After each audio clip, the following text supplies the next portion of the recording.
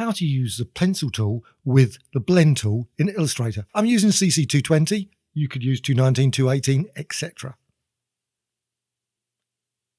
Go to the pencil tool and find that in the Tools panel and draw a line. Draw a path. An open path. Key panels for this: Properties and Appearance and Pathfinder. You can find them via the Window menu.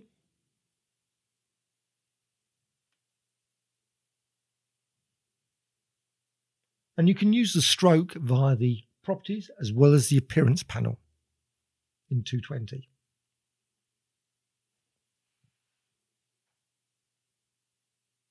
Key thing here in Appearance panel, if you go to the right side menu, there's an option for New Art has Basic Appearance. Make certain that's turned off so it's not active.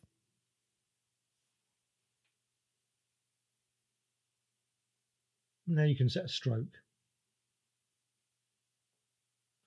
The weight, just go down there, say like 10 points, 20 points, up to you. You can also go down to the bottom and set a profile. I'm just going to go with a very basic profile. And you can vary other settings as well if you wish.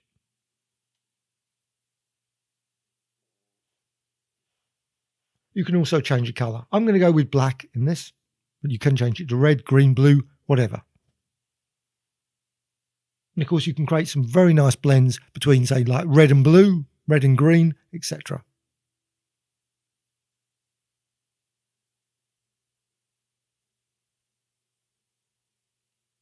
Now I'm going to duplicate that path. So I'm just going to hold down the Alt or Option key and drag, just duplicate it. But I could equally use the pencil tool and again draw another line. Perfectly reasonable as well. And you can move that around, vary it, change the size. But you can also go to the Appearance panel. So I could use the pencil tool to create it. Perfectly reasonable as well. But you can also go to the stroke, drop down there, maybe change the colour. But you can also change the profile as well. Doesn't have to be the same. You can also change the weight. Maybe make it thinner.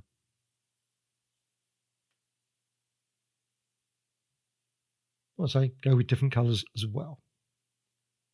What you can then do is go to the blend tool. Now you can do this. I'm using just 2 lines here. You could use 15 lines. So you could go blend between lots and lots of different pencil strokes. So go to the blend tool. Bring up the options. Double click the blend tool icon or press return. And you can change the distance, you can change the steps, and they're all interactive. So you can go back to it at any point and change it. So if you want 20 steps or 15 steps between it, you can go and change it via the blend tool. Or you can also just go for the direct selection tool. And then you can change the individual points for that line. And that will be reflected in the blend. So you can just drag it out. Now you can't change any of the individual ones in between, but only the 2 ends. So you can just drag that down so you squeeze them together. You can also use maybe the pen tool or curvature tool. You can also add additional points to the line if you wish. Though the more points you add to it, the more complex it gets, and maybe the result will not be great. You can add points. And you can use the curvature tool just to move and manipulate the points as well. And just drag them around, turn them around, rotate, make them curl inwards.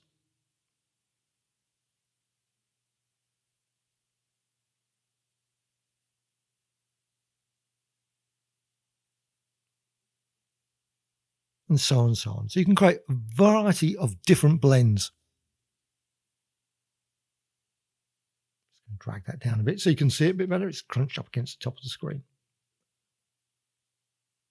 Then goes the curvature tool. And again, continue to manipulate those points. If it's not available, just bring up the selection and then go back to the curvature.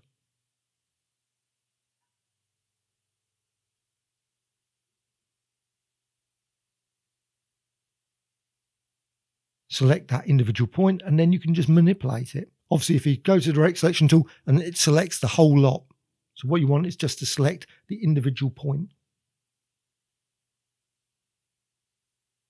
You can manipulate the path in all kinds of ways, and that is reflected again in the blend all the time. So it's interactive, it will change as you change that.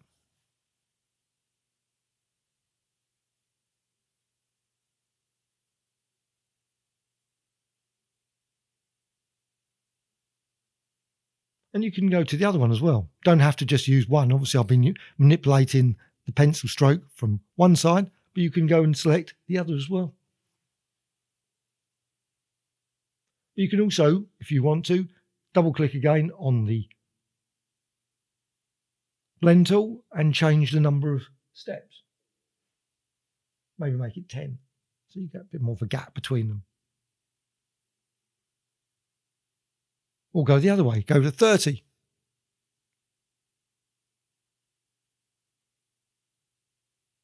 Quite a more intense design.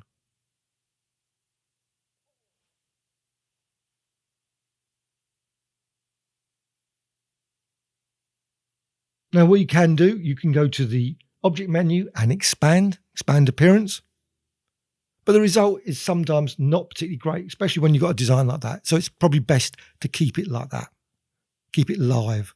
Because as soon as you go and expand it, the result sometimes is not elegant. Now I'm just going to create another line there using the pencil tool. Go straight down, holding the shift key down. And again, change the weight. Also add a profile. The pencil tool. And what you can do, you can go and create another one using the pencil tool, or again, hold down the Alt or Option key and drag the existing one. Now you can create another pencil one. And as I said, you can create multiple pencil strokes. So you make 3 or 4, 5, 6, and you can blend between each and every one of them.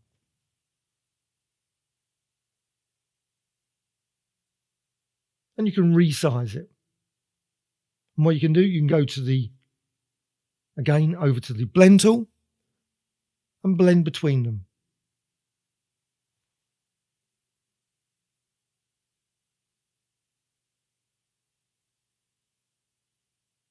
Click on the blend tool and then click on the other one.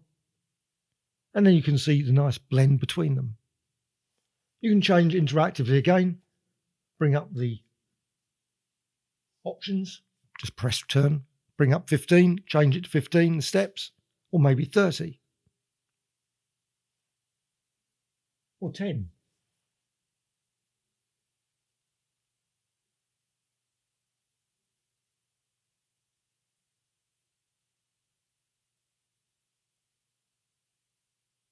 And you can create more intense designs that way. What you can do, you can go and select a point using the direct selection tool. And you can, or selection, and just drag it out a whole lot.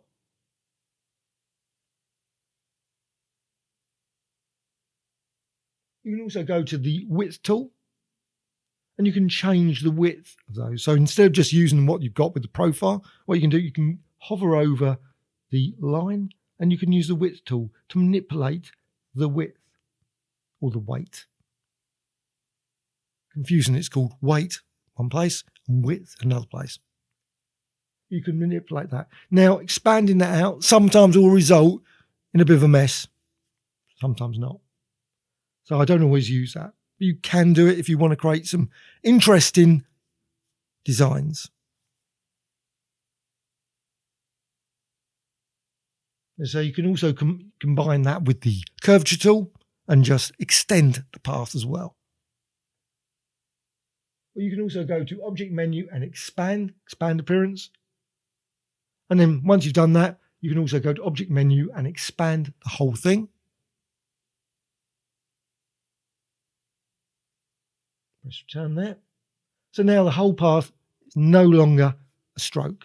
It's just got a standard fill. And what you can do, you can manipulate it. You can resize, rotate. You can also go to Object Menu and Envelope, Distort. Maybe apply some warps.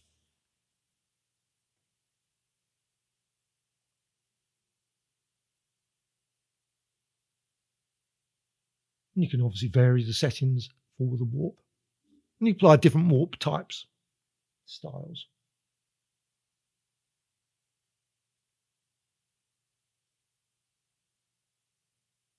And once you're happy with that, click OK. What you can also do, of course, you can expand that via the Object menu.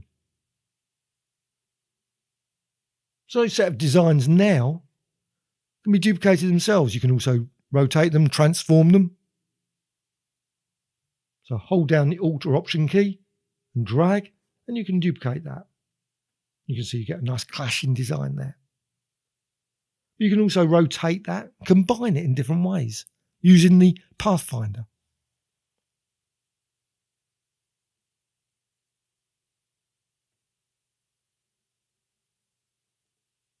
Just rotate around, and you can see now you've got this lovely grid design. So that's all created just very simply using the blend tool and pencil tool and widths, etc. So combine both of those, and you can go simply select both of them and then go to the Pathfinder, and then you can unite them. You can also, of course, if you don't want that sort of design, what you can do, go and select a circle, apply that over the entire grid there, and of course select all of the shapes, and then you can go to Object Menu and clipping mask at the bottom and make. Great, an interesting grid design. All created, again, using blend tools and pencil tool. Hope you found this tutorial of interest. Please subscribe to the Graphicxtras channel, always adding new tutorials about Illustrator, Photoshop, Affinity Photo and many, many others. Also, please add a comment or two, always appreciated. A dislike or like. Thank you much.